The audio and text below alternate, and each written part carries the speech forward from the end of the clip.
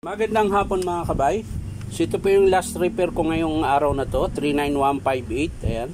Bali is HR 263 rotary hammer mga kabay. Ito yung Stanley na 3 mode. Ayan. Meron siyang drill, hammer, tsaka chipping. Ayan. So ayan mga kabay, nakasaksak po yan. Wala po siyang power mga kabay.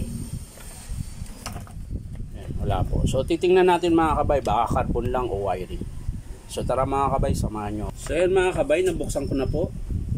Ayan, mukhang meron na pong gumawa nito. Ayan. Ayan, pansinin nyo po, nakaiba na po yung wiring dito. Tapos wala na rin po yung cord clamp. Ayan, hindi na binalik. So titingnan natin mga kabay kung bakit ganito ginawa.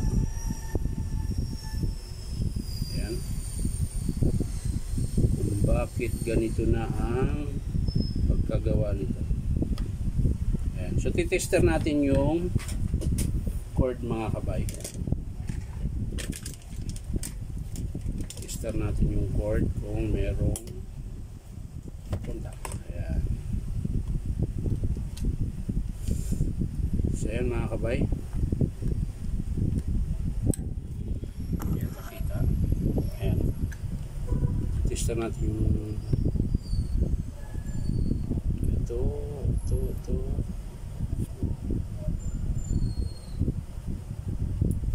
Wala. Oh no. Meron, hindi lang kita.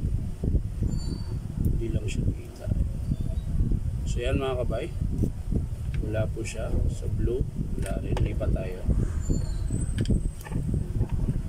Lipat tayo.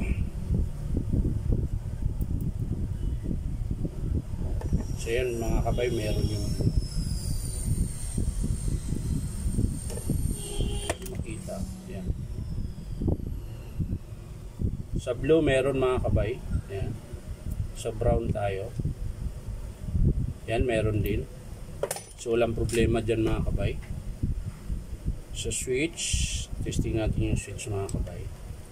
Tingnan natin kung meron siyang power. Hindi power, contact lang.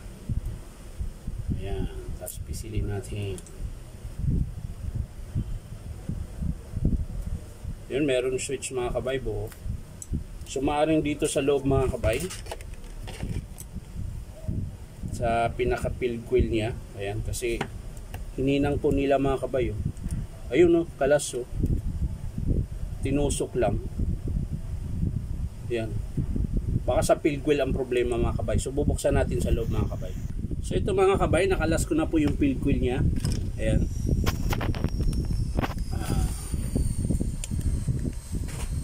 So ayan mga kabay. Ito po yung sira mga kabay. Tingnan nyo po. Ayan. Maluwag po kasi yung terminal. Tapos tuloy-tuloy pinaandar kaya nag-i-spark po yan. Ayan. Luminipis din po yung clamp niya dyan. Yung maliit na na tanso, umiipit mismo sa terminal. Ayan. Kaya po siya ayaw gumana. So ayan dito mga kabay, ang gagawin natin dito mga kabay, wawiringan natin tong isa. Ito.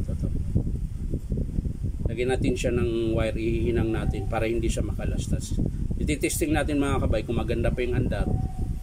I-estimate lang natin yung field coil. Ngayon, kung magandang pagkainang naman natin mga kabay, kahit hindi na siguro, para libur lang po yung babayaran ng customer.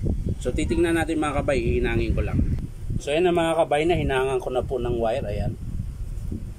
Tapos sinapinan ko na rin mga kabay para hindi siya maputol. Sindahilan po noon, maluwag po yung field coil niya. Ayan, tingnan nyo po yung armature mga kabay. Meron siyang makintab. Ayan. Ibig sabihin sumasayad siya sa field coil. So yan, lalagay ko na dito mga kabay. So yan na mga kabay, nakabit ko na po yung field coil niya. Ayan. Tsaka wala na pong palagyan. Ayan. Tapos yung wire niya mga kabay, ayan na. Dudugtong na natin mga kabay.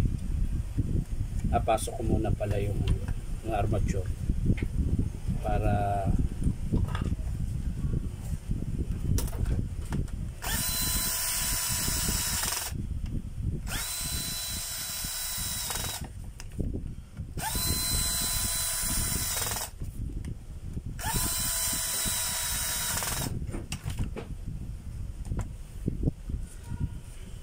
So yun na mga kabay, babalik ko lang yung carbon, kinalas ko para gumana siya.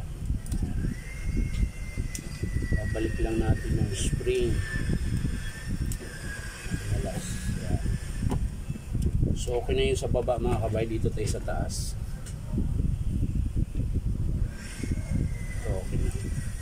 Ito yung naputol mga kabay. Ayan. Bali, diniretso ko na po dun sa field coil para hindi siya maputol. Ayan. Tapos dito na tayo magdudugtong mga kabay.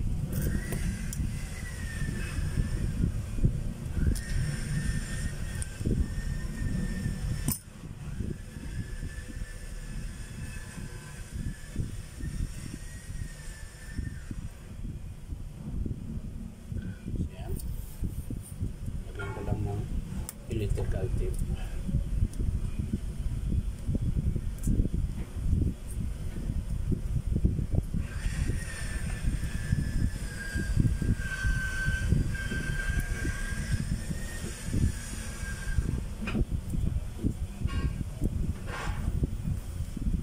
Ayan mga kabay, okay na. Hold ko na to.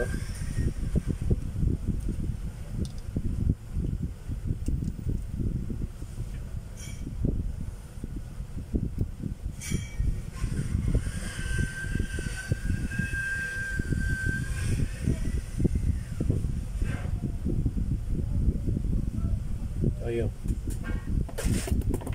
Kanina bus. Kanina.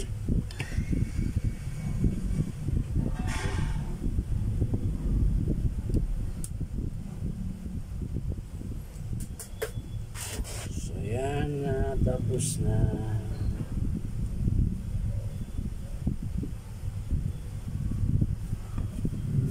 So yan na mga kabay, nakabit ko na. So ititesting natin ngayon kung saan gagamit.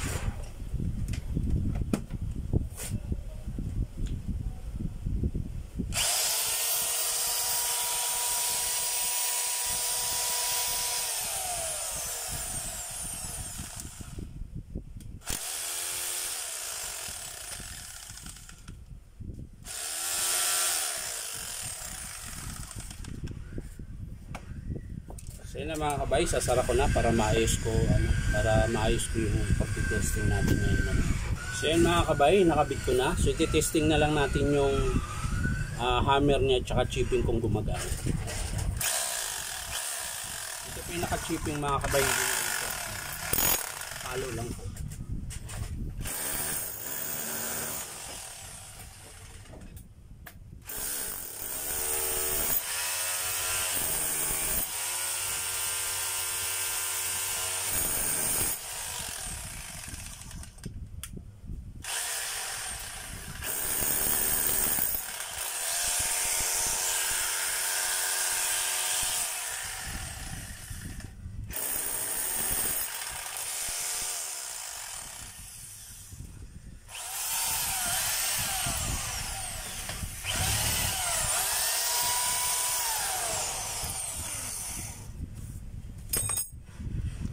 So yan mga kabay, okay na po siya. Bali wiring lang po siya yung hininang ng customer, bali pinalitan lang natin. Ano ba yan?